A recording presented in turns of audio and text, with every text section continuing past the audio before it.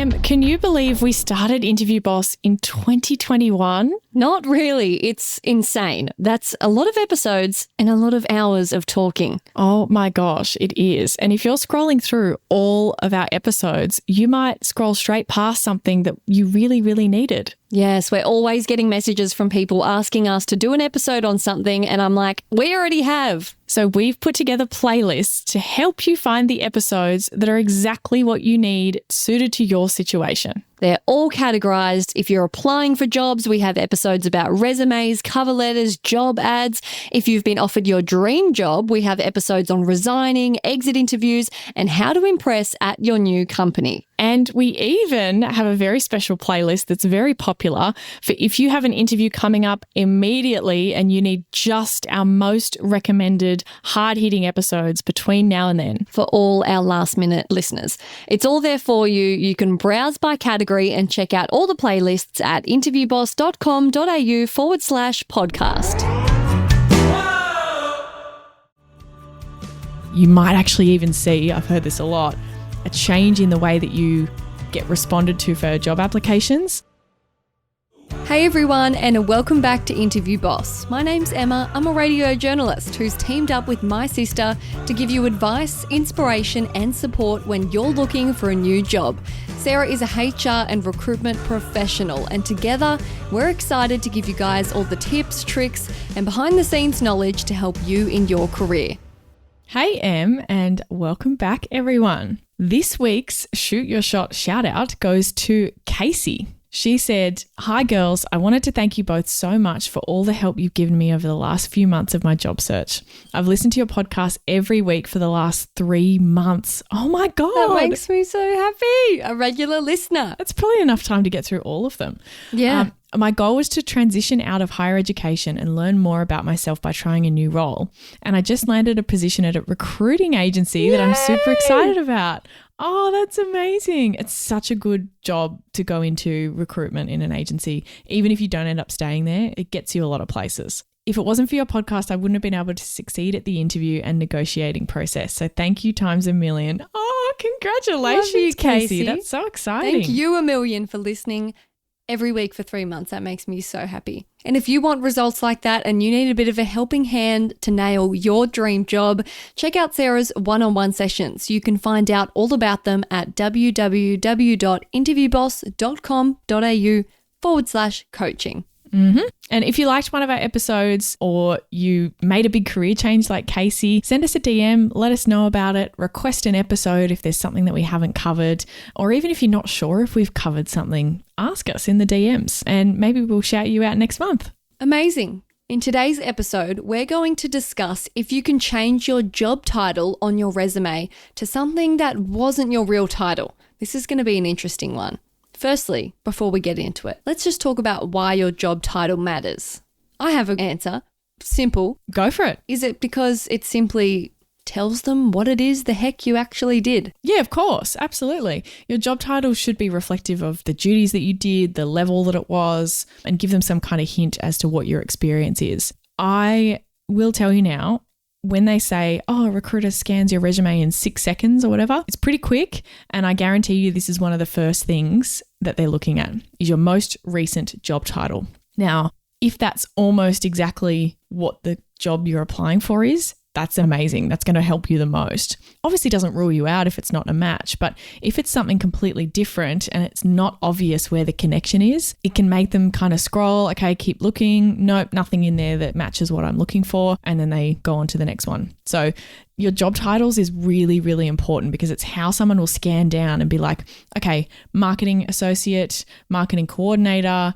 Okay, yep, maybe okay for this marketing officer position, right? Or they go receptionist, office manager, but they don't read any closer to see that you also did social media management or something, if that makes sense. Yeah, so look, I don't think it's a complete deal breaker to not have these job titles, but it is one of the first things that someone looks at. Definitely. So in what situations might you think about changing your job title? Yeah, so I think one of them is that it doesn't represent what you actually did. So you might have been called internally a marketing lead, and maybe externally in the market, that's the same as a marketing manager.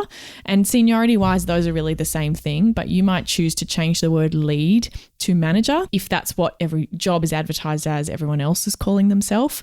So I think that can really help. I used to be called a team experience business partner instead of HR. Would never put that on my resume because no one is ever going to know what that is. Yeah, that sounds just like a weird, internal superstar agent window washer, like a weird ninja. Yeah, when companies try and be cool and they just end up with weird titles. Yeah. So I just called myself HR business partner. So that kind of thing makes a lot of sense. Or an example that I had recently, someone was called a commercial manager. That means often someone who reviews contracts, almost like a lawyer. But what they actually did was sales. So they were a business development manager.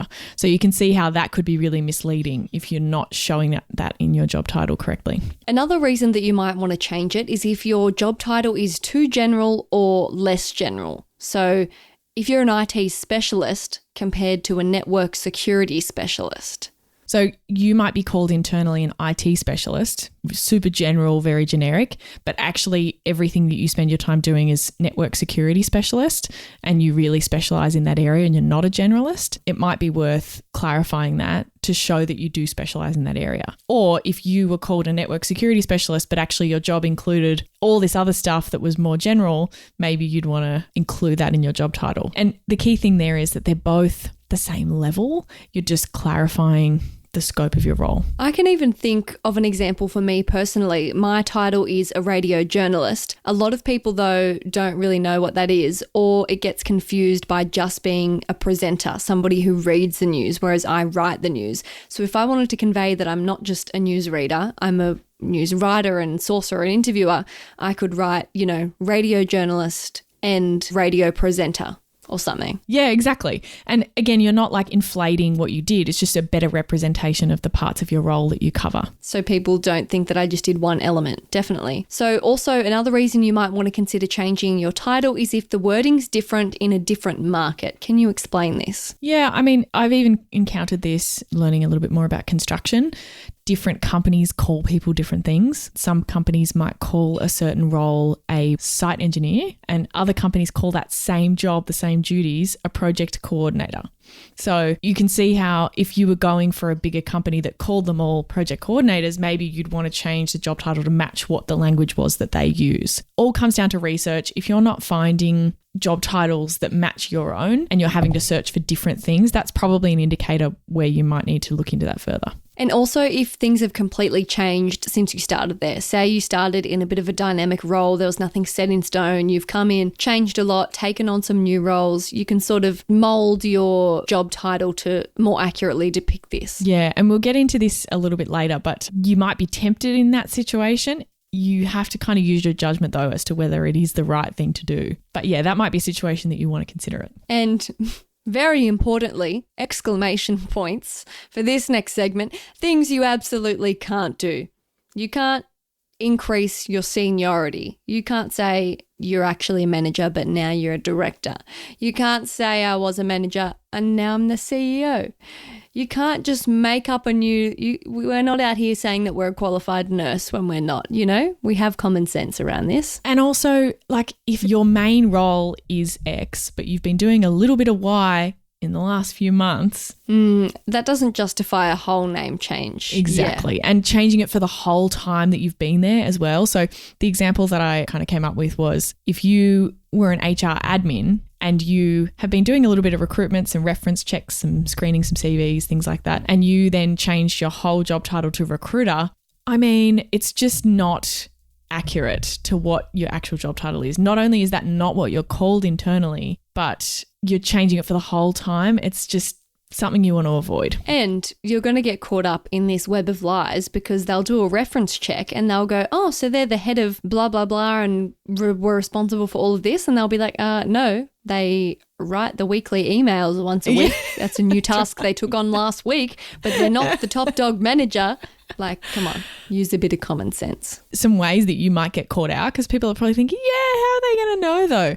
Well, your LinkedIn isn't going to match because if they look you up on LinkedIn, you're going to have a different job title on there. And if you change that to then all your colleagues are going to see that you've started calling yourself something different. In the morning tea room, they're going to be like, did you see Sarah changed her title? What a weirdo. And I know this might feel like, you deserve the title and it's just reflecting what you do anyway or whatever, but companies take this pretty seriously. I've had cases before where people have just changed their signature block on their emails and just given themselves a different title. You can't do that. Like, you will get spoken to about doing that kind of thing. You need to clear it with your manager. You will get spoken to.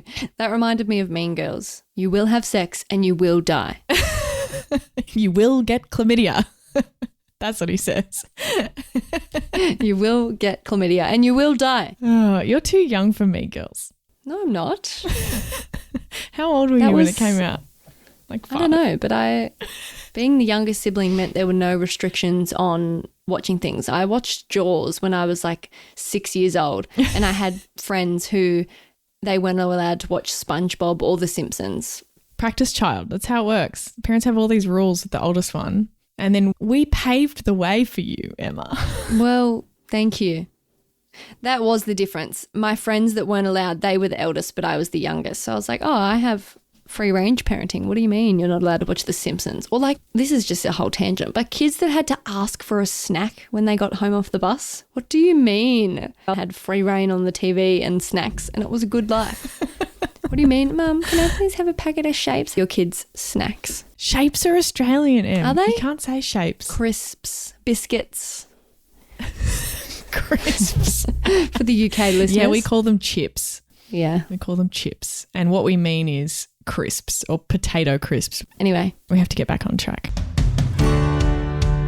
Hey job hunters, big news. Our all new course, Interview Academy, is live and ready to transform your interview game. It's all the strategies from Sarah's one-on-one coaching, but without the limited time slots. Yep, it takes you step by step by step through crafting your career story, coming up with your awesome best bits, and all the practice you need. And guess what? It's at a special launch price, never to be seen again. Get more information at interviewboss.com.au/interview-academy. It's linked in the show notes below.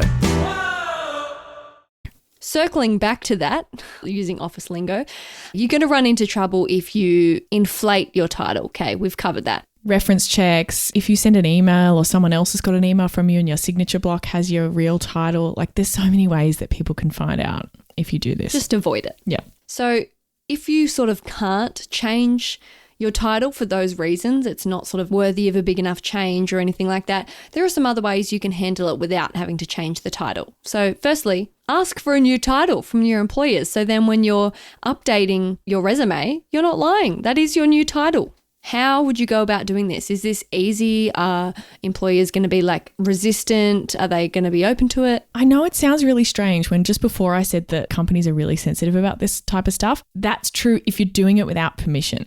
If you ask for permission and you get permission, great. Like if you're getting a new title with no salary change or whatever, you might be thinking, well, if I get a new title, I deserve a salary change. Okay, sure. Of course you do. We have whole episodes about how to negotiate salary. Shoot your shot. Go in there and ask for both. But I just want you to give a second thought to maybe if they can't give you the salary increase, the title is also valuable because now you're called the thing that you want to be called. It'll be easier for you to get another job. To the point where if someone in a company that I was in asked for a title only change and they, were okay with not getting the money, I'd be going, they're applying for jobs. Like, I don't have much time left with them. Yeah. But ask for it. If you are doing more duties and things, ask for an actual representation in your title. Go for it. Shoot your shot. Shoot your shot, as we always say. Also, you can list your real job title and then in brackets what it actually is. I feel like this is like a passive-aggressive way of being like, my stupid company won't reflect what I actually do, but it is a safe way. Or it's the way that you handle that thing where it's like a ninja or whatever, like a social media ninja, and it's like social media coordinator or social media manager, like in brackets is going to be helpful. On the road presence, superstar, promotional queens or whatever. I used to be one of those. Anyway, also add keywords which show what your role does. So if you have a title that doesn't really reflect, you best believe you're going to describe it well. If we use your example before, Em, so imagine on your resume you've got the title that you had and your employer listed on the top line in bold as headings. Well, underneath that, still in bold, for your example, you could put interviewing, researching, presenting news. You know what I mean? So you've got those 3 categories so that it's really clear that you covered all those 3 areas. So you could handle it that way to make it really clear rather than being in the actual body of the thing, eye-catching at the top of the parts of your role that you cover. Yep. Boom. We love that. Oh, this next one is, I think, a really creative tip. So in your summary at the top of your resume, you can check out our resume template. We have a free one. If you want to go have a look at that, you can see how we've laid it out. In the top section, you say, I am a blank. And that's where you call yourself something. So, Em, you would say, I am a radio journalist. Correct. So if you were called something else and you were called like journalist assistant or something, you could call yourself in your summary, I'm a radio journalist. And so you're making that really clear. Like, even though your job title is marketing coordinator, you're really acting as a marketing manager, but they won't change your title for whatever reason. In your summary, I am a marketing manager, I think can really subtly help with that. Power move. Love that. Yeah. The other thing that I don't love this as much, but you could just put not your job title at all and just put, say, accounting team or marketing department and just like not list your job title, and then you can talk about it later. I feel like it's a bit more vague. It is, and I don't love it, but I don't know. It's an option. It is an option. We're here to present you all the options no matter how we feel about it. And if it's this or lying and potentially getting caught out or like embellishing or giving yourself a promotion type thing, that might be the safer option. Love that. And if you do change it for the reasons we talked about earlier, it's definitely worth talking about over the phone or in your interview just to clarify if you get the chance. You don't need to be busting down their door to explain, but if it comes up, hey, you know.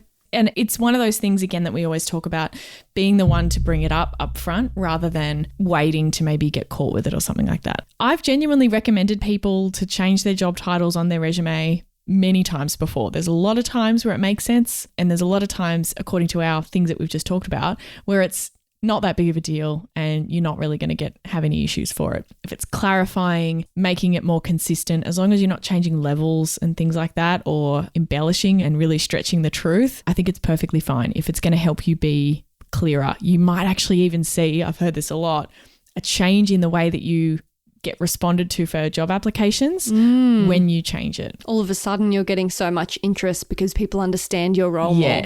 Yes. I did a coaching session with someone who their job title was really generic and they did all sorts of stuff, but essentially what they did was look after their warehouse and purchasing, and they changed their job title to that, and they suddenly started getting all these calls back from people because that's the roles that they were applying for. So it can really, really help. There you go.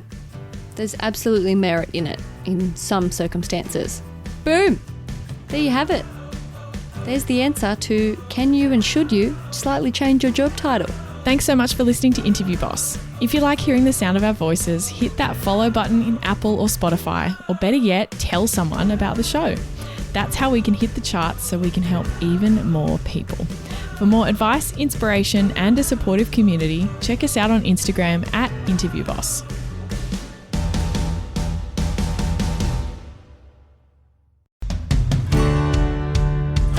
We've been your job search besties and helped you in some way. There's a cool way you can support the show. Shout us a virtual coffee. We get a huge kick out of reading all of your success stories. Head to buymeacoffee.com/interviewboss and shout us a cuppa. If you keep us caffeinated, we can keep the content coming.